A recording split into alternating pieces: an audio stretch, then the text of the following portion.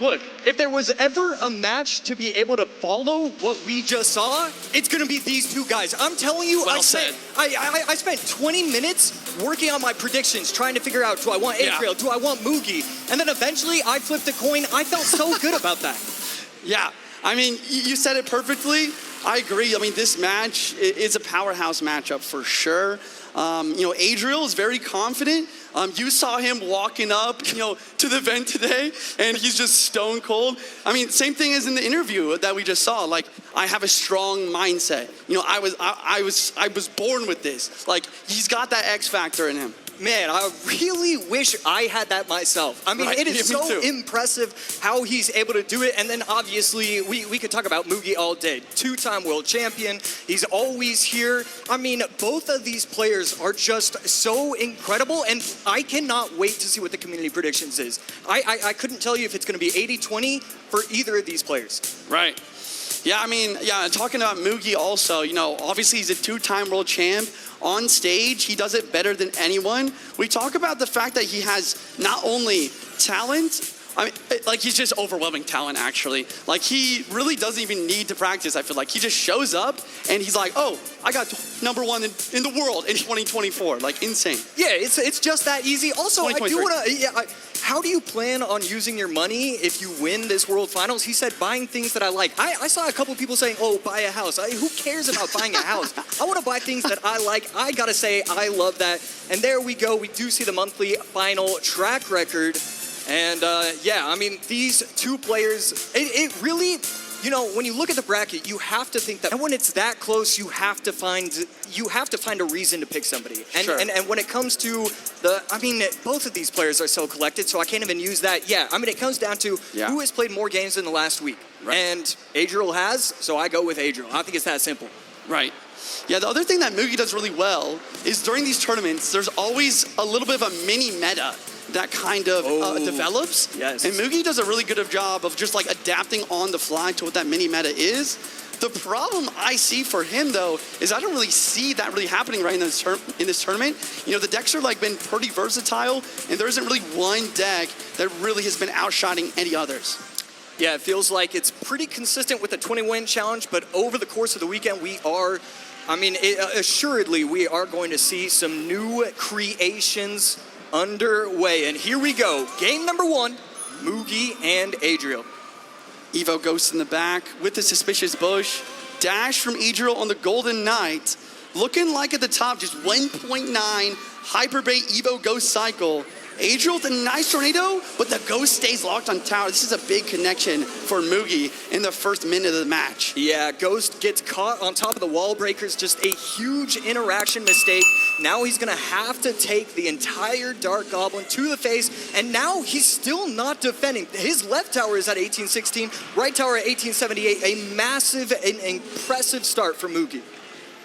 This is a very common idea versus this deck, though, this Hyperbait cycle, to basically, you know, pick your battles. You have to take some damage. You're going to take some damage, and being able to stay in the Elixir advantage, especially with this very expensive deck that Adriel has, is important. Right there, Zappy cycled in the back left by Adriel. Should be able to clean up this bush pretty well, but I'm thinking the right one is going to get a shot. No, instead locks onto the Zappies. Ghost actually does a pretty good job. A little bit of an Evo Breaker connection. But what I'm really thinking right now is like, what is Adriel's last card? I assume it's a Goblin Drill.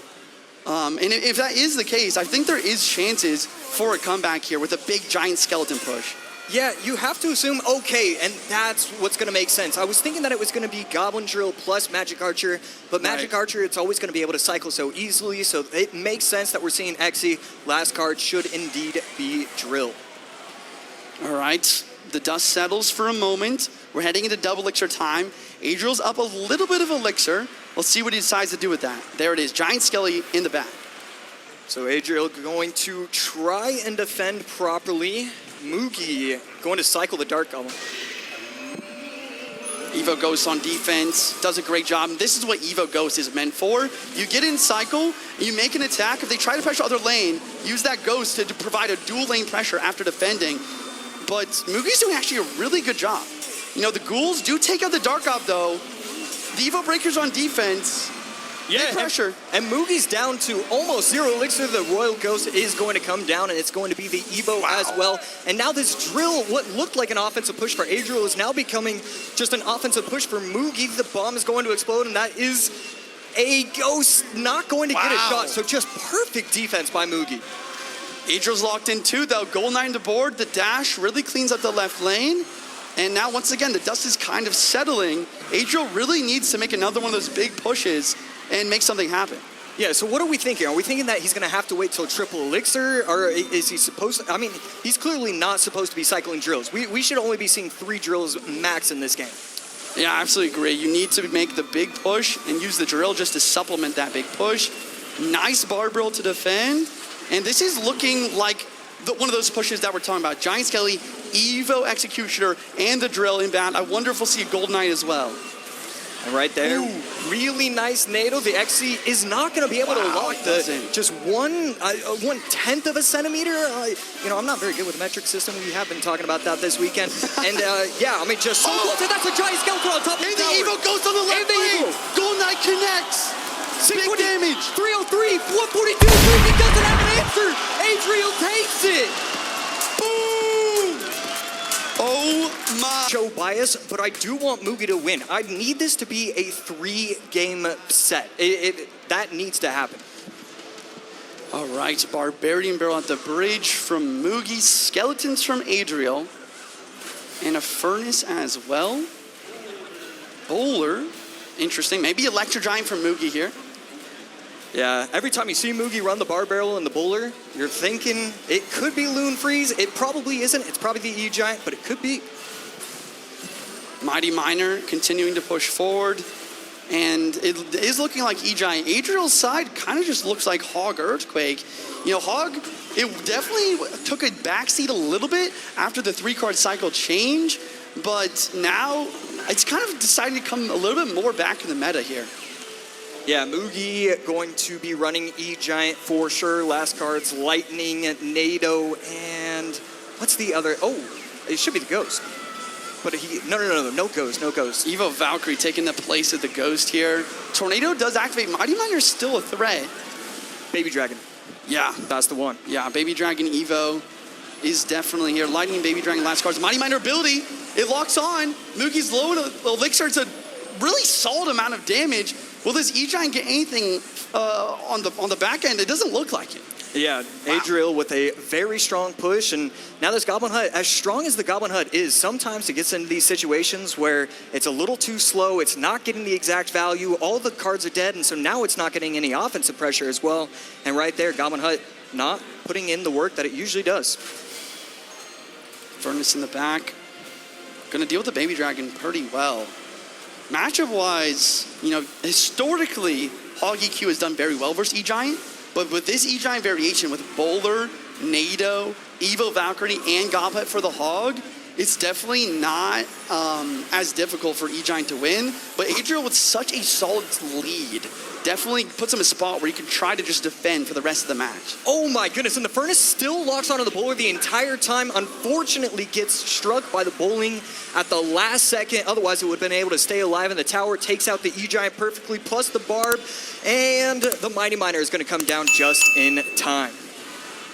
Baby Dragon the board. This Baby Dragon, mark my words, that is the card that will give Mugi a chance to come back.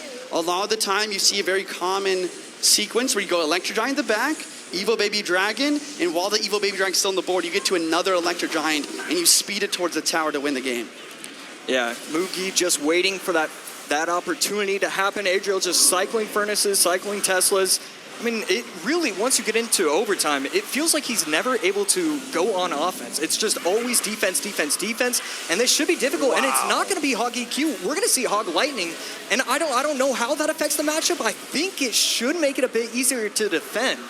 Yeah, the Lightning is so much better than Earthquake here. Yes, Earthquake's good for Goblin Hunt and for chipping, but, you know, I just said, you know, Evo Baby Dragon is the way, right? But then a Lightning immediately dropped onto it, and now, you know, Adriel's in a really solid spot. Although Mugi is chipping away throughout the match, all of a sudden it's like very close, or just a lightning margin between the players here. Yeah, really, really good micro from Adriel. putting the Ice Spirit down, not having the Bowler target the tower, and not the Tesla as well, it's going to stay alive long enough for it to get value on top of this E-Gen as well. So just one tiny little micro play that you don't really think about, that's going to make this defense so easy. Evo Furnace is getting cleaned up by the Barbarian Barrel, but the Skeletons are trying to protect. Evo Valkyrie now on the board, and we're heading to triple extra overtime. High anti-lightning Tesla placement, but an E-Giant nonetheless. Right there, lightning on defense by Adriel. This Baby Dragon is going to put in quite a bit of work, and that Mighty Miner going to put in all the damage. No, gets the Bowler to half health, but there's a lot of troops that are stacking for Mugi. A lot of stacking. Tesla does end up taking the Dragon out. 35 seconds. There's the Evo Baby Dragon.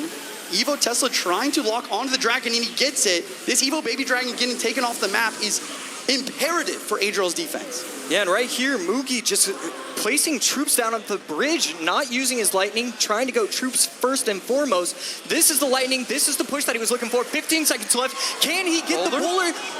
The Mighty Miner activation, it's going to be able to save. Wait, I think the Bowler's something. The Tesla's trying to stop. The Bowler gets the second shot. Baby Dragon connects. Oh my God. Oh my goodness. All of a sudden, Adriel, the perfection through the first 4 minutes, 45 seconds. Final 15 can't do enough. Mugi's able to come back, and he's able to Clash Royale today. Doesn't just make you speechless. Like, it is truly beautiful. This is why I love World Finals. Dude, there's literally nothing better. My favorite time of the year is just whatever date World Finals is. I love it, man. And we're going to be hopping straight into Game 3. Whoever wins this match continues in the upper bracket. Super exciting stuff. Spear Empress from Adriel and a Evo Skeleton Barrel for Mugi with the Mortar Evo as well. So technically we could be seeing a repeat of what we saw with, I believe it was Vitor and Frontier, but already looking a little bit different. So there is a Mortar deck. Okay, so Ice Wizard as well. Miner tanking for the Flying Machine. Minions are going to clean up pretty well. Looks like Adriel's got like a Lava Miner deck, except Mugi has a lot of air defense, honestly. He's got the Ice Wiz, he's got the minions, he's most likely going to have arrows. He did not use arrows previously, so yeah, arrows to clean up Lava Puffs as well. The big question is like, what kind of spells is Adriel going to have with this Lava Miner deck in order to try to break through these defenses? Yeah, I think I'd like to see. I mean, honestly, I'm not sure how I feel about Lava. You know, if there's anybody that's going to be running it, I guess I want Adriel. It's clear that they have a plan. They know what they're supposed to be doing, but Lava just scares me in these kind of competitions. Mortar is going to get one hit. Spear Empress continues to get value. And then the Flying Machine as well. These air units on Adriel's side of the map are getting quite a bit of value. But the cannon card does lock as well. Yeah, that's going to be 3 shots right there. Empress on top of the tower. Can it get 3 shots? It absolutely will. 2131, lowest tower for Mugi, 2150. I mean, this is, all knotted up, and there we go. Oh, the Goblin Curse comes out. You can hear the crowd, like really just astonished. This card was really strong a month or two ago, and after the nerf, we don't see as much anymore.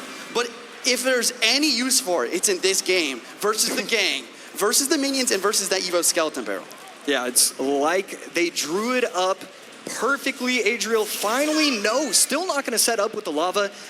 All right, he's clearly had a ton of practice. A lot of these pros, especially in these like big competitions, you're not able to think as well as you usually would. Okay, do I Lava now? Do I Lava then? When do I do it? He's decided that in this matchup, it's all about the defense. Wait until overtime, wait until double elixir. I love that he has such a clear plan in mind. Big counter push. Spear Empress staying for the Miner. Flying Machine plus Ground Empress in the left-hand lane. Trying to take the Ice Wiz and clean up the counter push.